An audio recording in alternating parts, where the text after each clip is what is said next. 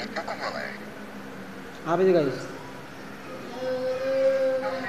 Guys, Ya, kembali lagi bersama saya. Saya dari tadi ini digigit-gigitin kucing.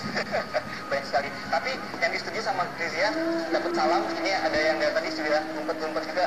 Nah, dapat nggak? Kucing ya. Jadi kalau misalnya kucing, ternyata ini kan ada sisir ya. Kayak misalnya kucing yang ini, ternyata kalau misalnya nyisir itu pengaruh sekali loh. Jadi kalau misalnya punya kucing di rumah, nggak ada salahnya dibeliin juga sisir kayak gini. Kecil ya, jadi bisa disisir. Sombong amat segitu, pangeran. Dok, gimana dok? Kalau makanan ngaruh nggak? Apa yang harus dijaga kalau misalnya musim hujan? Sebenarnya kalau musim hujan apa? Enggak ya.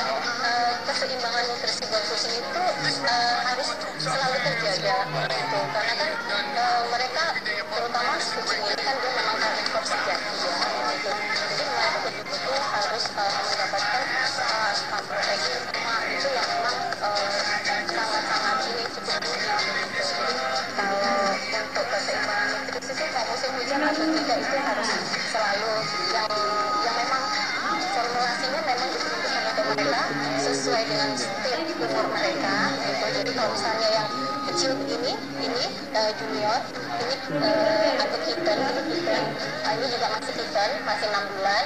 Nah, itu makanannya berbeda dengan yang sudah umur 3 tahun begini. Beda jenisnya atau? Beda formulasinya.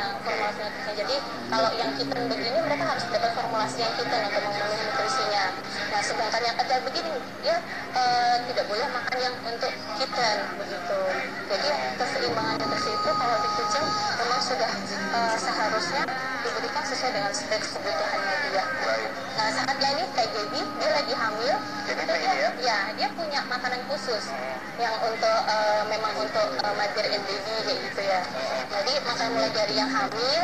Nah, yang ini sudah steril. Mereka juga makanannya khusus begitu karena mereka sudah tidak terlalu aktif ya. Jadi harus makanan khusus kucing yang sudah steril atau gitu. Waduh, dok itu benar nggak sih Pak? Ini kadang-kadang kan kayak yang di rumah agak malas atau menghemat sedikit lah supaya tidak beli yang mahal-mahal. Akhirnya direbus lah kayak misalnya ikan asin dan segala itu pengaruh katanya sama bulu, benar nggak sih? Semua ya. Jadi homemade itu kita nggak bisa menakar kebutuhan keseimbangan nutrisinya kalau homemade itu kekurangannya. Sedangkan kalau misalnya makanan yang memang sudah diperuntukkan mereka dari sebuah produsen gitu ya, itu kan sudah sudah memang dipersiapkan oleh Food Nutrition. Dok, nanti kita lanjutkan lagi. Oke.